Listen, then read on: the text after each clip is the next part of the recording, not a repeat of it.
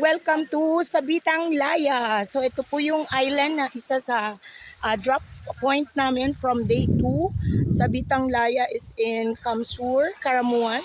So ganito po siya kaganda. As in para ka na lang nasa Palawan. So kung makikita nyo yung mga rock formation niya, ang gaganda. Tapos ito po kalinaw yung dagat.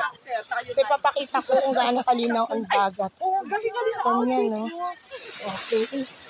Ganyan po kalinaw ang dagat. Ayan. So, ang dami po nagpapapicture, kumukuha ng ano. Ang ganda po ng ano dito. Ang ganda po ng mga rock formation niya. So, ito. Ayan po, oh.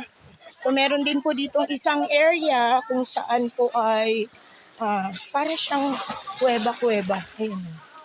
Ayan. Ayan. Pwede mo siyang makita ng ganyan. Ayan. So, dito tayo. Tingnan natin.